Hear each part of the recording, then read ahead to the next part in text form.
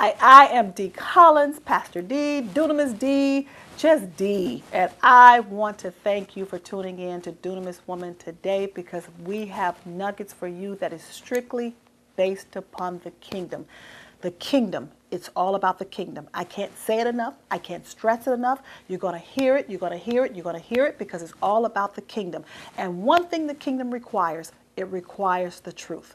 The truth will make you free. So I want you to get a pen, get a paper, and I want you to intensely listen because the word of truth will set you free. And I'm going to teach you because it's all about the kingdom. You, me, we're in a relationship, and I want you to stay tuned because after this teaching, I'm going to come back and I'm going to engage with you. I am Pastor D, and I'm looking forward to you. Welcome to Dunamis Woman today. I am Arielle Fuller, and I am here with Allison Fuller. And this is a special edition because we are the daughters of Dee Collins. And so what we're here to talk to you about really is just the whole truth about mother-daughter relationships, this process, really diving into the truth of what is all this entailed. I think a lot of times that we grow up just being, oh, we're a daughter or oh, we're a son. And we go through all these milestones in life and these arguments and emotions and trying to find ourselves, but also we lose ourselves and we lose our relationship with our parents because oftentimes whether it's dissension, whether it's our parents didn't live up to our standards of what we wanted in life, whether our parents are over pressuring us, think about your parent, whatever your parent is. What we are hoping to do in this segment is to really answer some of your questions and empower you and most importantly help you heal through this process of whatever you're going through with your parents. And the only way that we can do that is really by talking about real talk, the truth. I'm not here to sugarcoat anything. Allison's not here to sugarcoat anything. No. We are really just going to talk about our process and hopefully it helps you in your process and your development. The first thing I could think about is when growing up, when we were getting older, growing up, they used to always Daddy used to always say, you guys are all you got. You don't got nobody else. So, whether it's arguments or, battles that we had back and forth, they used to always just pressure the fact that you're all you have. And reality, and even governmentally wise, that's true. We are all we have. If something were to happen to our parents, we got to come together in some type of way to make a final decision for things that may happen in their lives. But then same thing, if something were to happen to you legally, if you aren't married or, our parents are gone, I have to be that person. And if I hate you, I may not be making the right decisions if something were to happen to you. So, even though that was instilled in us of the fact that we're all we have, I think it took a long time for us to necessarily realize that. And just the process of understanding that has been kind of difficult. So, yeah, it has. Because at first you grew up and it's also two girls. Mm-hmm. We don't have a brother. We don't have, other sisters. It's just us. And I think that was difficult enough, even just in a society or growing up where it's like, okay, we're sisters and it's two different ages. Well, we're 18 months apart. Mm-hmm. So it's like you had your friends, I had my friends. And we tried to find our individuality a lot. Yeah. And I think because we were born so close that, and we were raised close. We used to dress alike, and then we had our god sisters and stuff. We all used to dress alike, but it was still trying to separate Allison and Arielle. And that process was hard, trying to figure out who Allison was without Arielle. Mm-hmm. And, I'm pretty sure it was hard for you trying to figure out who Arielle was. So, but even, I remember there'd be times where I just want to, knock you out. And I'd be like, can I just beat up on her one time? But my father is always, no, don't beat up on your sister. No, you can't do that. Love her. Mm-hmm. Hug her. And I'm like, no, I just want to punch her. And then, Mommy, that's all you got. You better love your sister. And then even when we had to share rooms together. Yeah. Until, how old? We were. I don't know, but I had to get out ASAP. Yeah. But if you think about but it's not even that, the upset or tension you have, but it's especially with youth nowadays, you have so many negative thoughts. And negative thoughts against yourself, negative thoughts against your parents, negative thoughts against your siblings. And so even in that process, we were two opposite people growing up. I was always the active one and wanted to be an actress and just girly or whatever, and you were kind of like tomboy. I mean, you look Yeah. beautiful now with makeup, but let me tell you, this girl did not love makeup. I used to be in the bathroom, put on makeup. She'd be like, "That's so ugly," and da da da da. But the thing is, you develop these negative thoughts. So when tension comes, we used to do stuff to actually really hurt each other. Like I remember that one time when I had stuff for like my face, and you poured it out and put like bleach or something in it, or something that could have killed me. Like, it was horrible. But the thing is that people have so much negative thoughts about things, and really growing up, I was more like identified like mom's side of the family, I look like my mom, or I talk like my mom, or identify with her side of the family, and you identify more with my father's side, dad's side of the family. And I didn't necessarily like dad's side of the family, and you necessarily weren't that appreciative of mom's side of the family either. Yeah. So therefore, not only did we clash in that way, but my dissension also came with my father. Mm-hmm. Because I didn't like his side of the family. So it was like, I don't like you and I don't like him. So I just felt like I was just better off, with my mom, and then vice versa. So, I mean, but I really want to focus on those negative thoughts that you have, because people have negative thoughts of really damaging their relationship, if they could just take out their sister, or something. And I mean, the negative thoughts was because it was just, one, when it came to the whole bleach, like, to be honest with you, I don't remember that. I do, because he almost killed me. Like, I don't remember, and I think when you're such in a rage about doing stuff or hurting people, you don't remember what you're doing until you get older.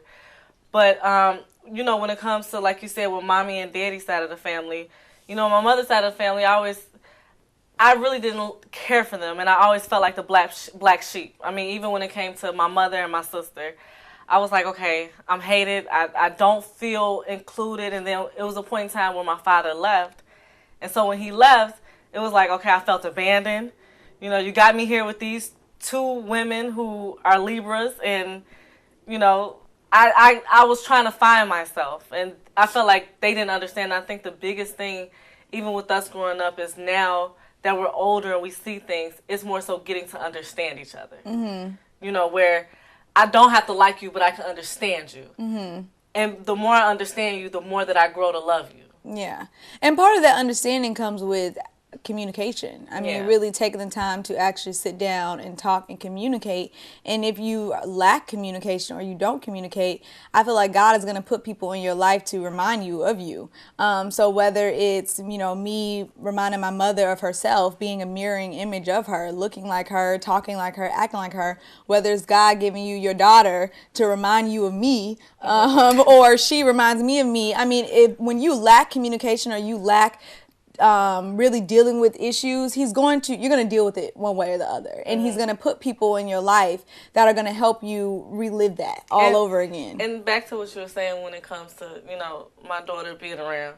Like, I truly believe if it wasn't for her, then the dissension would have overtaken everything. I think she is the one, and that's why it's crazy that you were saying that, because it's like, I truly believe that God was the one to bring her in my life to slow me down, and then also to bring her in my life for me, my sister, and my mother to become one.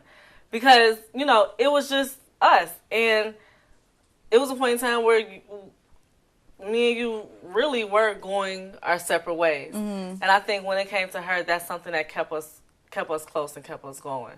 So it's just, even like I said, when it comes to that, that's one thing I do thank God for is for her to just, even because she does things that remind me of you all the time, and it's like, don't you want to keep her? Like, don't you want to take her? No, I don't. Like, I enjoy being it's like single. No, and it comes to you showing, every time I look at you, I'm like, oh Lord, here we go. And it's like, sometimes I just want to shake you, and then don't you understand me? And I know you want to do the same thing. So I want to kind of dive into kind of the real talk about what will go on in a mother-daughter relationship. And there's so much that I don't even know if we're going to be able to cover it all today. But the first thing that popped in my mind is jealousy. Mm-hmm. And there are so many mothers and daughters who are jealous of each other, almost as if you compare each other to be equal. and you're not equal. And oftentimes, so many young women are trying to grow up so fast to be better than their mother or to prove something. And even for me, you don't even realize all what she has sacrificed or paved the way for. And then you have mothers who are not healed, who are jealous of their daughters, whether their daughters have a certain career, whether their daughters have a certain relationship, whether their daughters have just developed in a certain way. And that's kind of even what we talk about, those differences between the girl, the female, and the woman. And really, I think that's a huge thing to understand the difference between the girl, female, woman. And we'll talk about that when we come back from our quick break, because that's huge when you understand this concept, because it's not just mother and daughters, but it's who you are, who God is creating you to be in your development. Daughter and mother is just a title, but you're always God's daughter, and you are going through your development process to become a woman. So we're going to take a quick break, and when we come back, we're going to dive into that a little bit more to help you out. Allow me some time to talk to you about Kingdom Partnership. I am a member of Dunamis Woman Ram International Ministries. We admonish each and every one of you to become a kingdom partner. It's about truth, as not concealed. Do you know your purpose? Do you know anything about kingdom living? We live in the world, but we should not be of the world. The kingdom partnership is actually just opening you up to a new level of truth, opening you up to doors, opening you up to the good news and the gospel of Jesus Christ. His message, his ministry. We model that here at our ministry. And with our kingdom partnership, you will receive a coaching session for 30 minutes with the pastor, Pastor D, or with one of us in the ministry. In addition to that, you will receive a book, How to Pray with Power on Purpose. It's not just about prayer, but it's about praying with power, and it's about praying with purpose, with specificity for your life. That's what the Kingdom Partnership gives you. It actually allows you to understand who you were made to be, not who you've become, not who the world has told you, and not what you think the world wants to see, but who did God call you to be? Kingdom-minded citizen. And that's what we ask you to partner with us in, to know who you are. It's not about us. It's not about what we receive, but it's about the truth that we're offering and we're able to give you as a partner. I thank you in advance for visiting our website, www.dunamis-woman.com. I thank you in advance for calling 1-855-BE-DUNAMIS. Become a partner. Understand your citizenship. You are a son and a daughter at the table. Let's start living who we really are as kingdom citizens. Through Kingdom Partnership, I ask you to join Dunamis Woman Ram International Ministries. Thank you, and I look forward to hearing from you.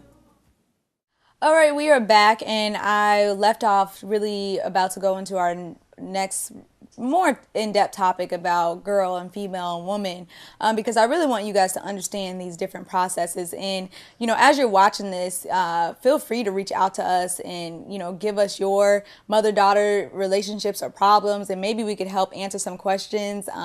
You know, comment to us on our website. But really what I want to talk about is when we were mentioning the jealousy and dissension between mothers and daughters, and really not understanding your development process and where you are in your life, because just because chronologically you are older and you birthed a child doesn't mean that you guys are in the same development stage, if that makes sense.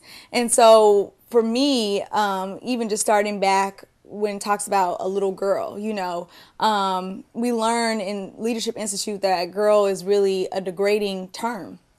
It's a degrading term that they put on, you know, you as soon as you come out the womb. Oh, you have a beautiful girl, or you have a beautiful boy.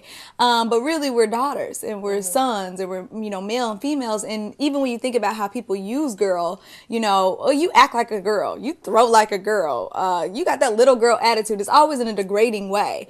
But the thing is that sometimes with mothers, they use that to degrade their daughters. You know, girl, get out of my face. You know, go sit down, girl. You know, and they don't realize how that's constantly degrading. And a girl is such a precious stage, because even when I go back and think about being a little girl, it's where you are dreaming and believing and you have all these imaginations for your life and these visions, but you're still trying to figure out how to deal with these emotions. So I remember, you know, for you, Mama used to whoop you. But for me, whooping didn't really work for me. So she had to give me like the silent treatment. And that would hurt me and my inner girl, where I would go in the bathroom, cry, you know, just to have to build myself back up, because that girl was being broken, you know what I mean? And I didn't realize that that was a process that I had to necessarily go through, but I couldn't stay there. And oftentimes, even being older and 25, I could still go back to that little girl mentality of feeling less than or low and down and out. And the thing is that when you are a little girl, you need other people. You need your parents, you know, you need them for money. You need them for food. You need them for clothes. You need them for everything, because that's what a girl is. Is a girl someone who needs other people. And she is in her own world, if that makes sense. I don't know if you could test any of that, but. I mean, I definitely can't. Well, one, from being a mother, I definitely can from having a little girl. Is more so now that I have to discipline her, and really be on her about a lot of things that she do, because more so because she doesn't have a father, and it's because society nowadays is such high pressures on women and little girls, because girls are not able to be girls no more. Girls are not able to be young women anymore. It's like straight from young female to girl. I mean, young female to womanhood. There's no like break. And like you said, you know, being a little girl, we used to dream. We used to have aspirations and goals, and you know, a lot of things in our life. You can go ahead and do this, and that's not what a lot of girls have. And so definitely, I do. And I agree with that. And I want to go back and correct you, because, and I'm doing it on purpose, because she does have a father, but because that, like you said, it's so female or to woman, fathers have even forgotten the fact that my little girl needs me. Yeah. They're just like, she'll survive. She could be okay without me at this point. Yeah. You know, I could just dismiss her out of her life, but a little girl needs her father and she needs her mother. But because society has wanted girls to just grow up so fast, especially when it comes to mothers, because some mothers want to do what they want to do in their life. So they're like, I birthed you, but hurry up, grow up, get out of the toddler stage, you know, just come on, get on, let's go, you know, expecting them to do stuff that they don't have the capacity to do, you know. And I'm glad you said that as well, because it's more so me being a mother at 19. When I was 19, I got pregnant, had her at 20. So with that being said, now it's like me and her are growing up together. And then also, I don't know if other mothers have dealt with this or other young mothers have dealt with this, where it's like you become envious of your child. Not so much envious, or you regret. I'm not saying you don't love the child, but you start regretting, because if I knew what I knew, I can change everything. And then you look at your sibling, whereas with me and you, I always felt like, you know, in my eyes, you were like prettier, and, you know, you got all these friends, and I'm sitting in the back. So then the envious, by raising her, my daughter, helped me deal with my envious and jealousy of you. Because her dreams and her aspirations are just like you.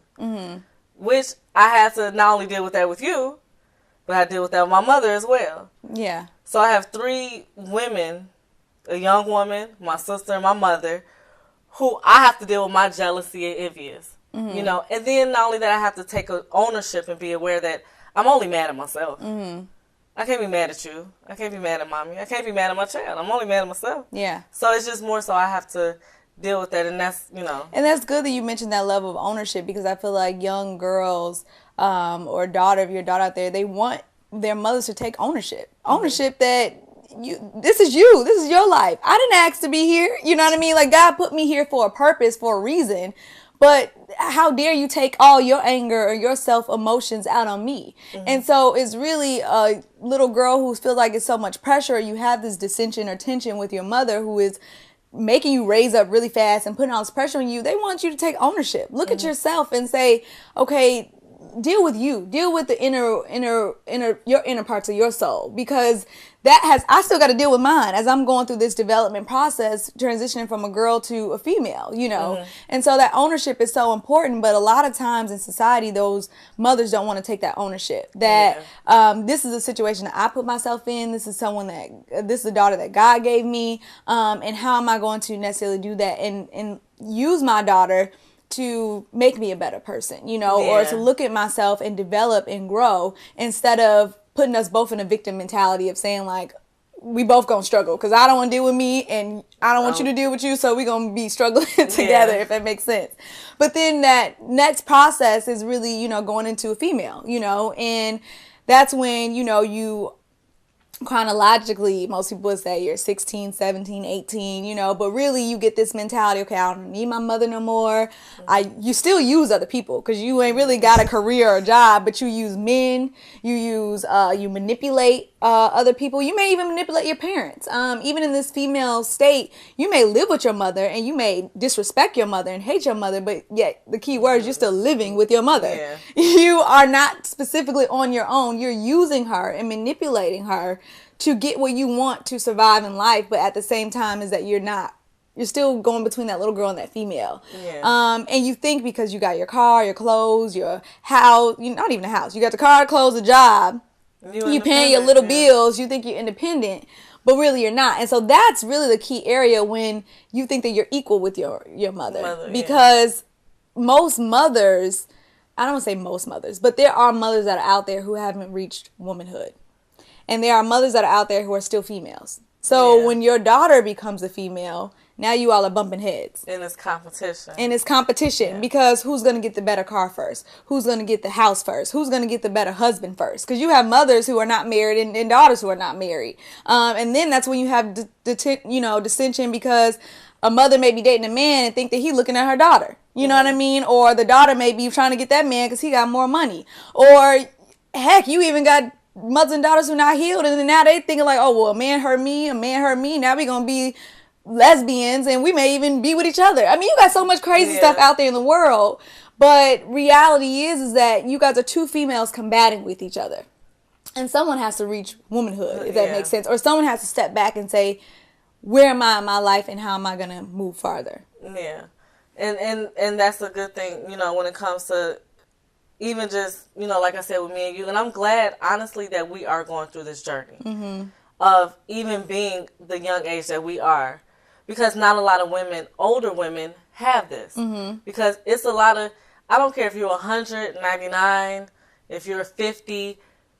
If you really think about it, being 100 years old, you're still 17. Even though I'm 27 years old, I realize I'm still 19 in some areas. I'm still 7 in some areas. But I'm glad that me and you are going through this journey and going through that process of even realizing our spiritual, natural, and chronological age. Yeah, and we didn't even get to going into womanhood and really what being a woman is. But reality of the matter is that it is a journey. It is a process. It's not just living and going through life, and just existing. You really have to step back, and if you want to fulfill your purpose in life and get to your true potential, you have to look at your life and say, how am I going to live a life and not just exist? And I don't want you to just be existing thinking that this mother-daughter relationship is just, it is what it is. No, you're here for a purpose, and it's for you to dive into that and figure out what is the purpose of this and what am I going to do with my life to make me a better person. So we didn't get into womanhood, but that's why you're going to reach out to us and get those questions, comment below, whatever you want to do to really get more insight, because this is so much that we can go further. We go into it in Leadership Institute, and we can go into it even more. I'm even writing a book about it. So there's so much stuff that we could dive in, but stay tuned with us, and we thank you for watching.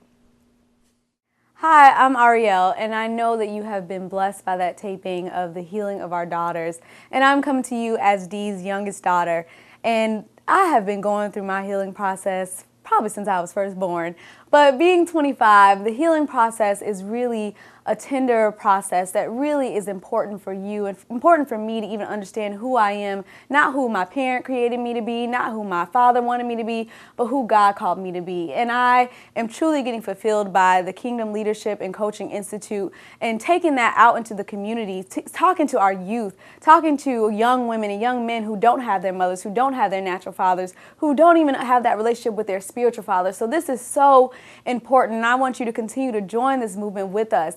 Contact us. Visit us on Facebook. You can just type in Dunamis Woman. Search us on YouTube. Keep looking at all those tapings. Get fulfilled, because this is the true purpose and calling for your life. And I know that you will be immensely blessed by the knowledge and the teachings and the word that's going to be used in your life, but not just for you, but for younger generations, whether you have kids, whether you have cousins, whether you have nieces. This is something that our generation necessarily needs in their life. So I invite you to search us on Twitter, Instagram. If you're on social media, visit our websites at dunamis-woman.com. Visit Dee's website at dspeaksyouthink.com. Invite her to your church. Just because we're Kingdom Leadership and Coaching Institute, we are on the movement. So have her come to your women's ministry. Have her come speak to your men's ministry. Have her come fulfill your home. Wherever you are, I want you to join us on this movement. So I want to thank you, and I pray that you will start your healing process as God's daughter, and that you will become the woman that you have always wanted to become, and the woman that God knows that you can become. So I thank you, and I look forward to seeing you, and stay blessed.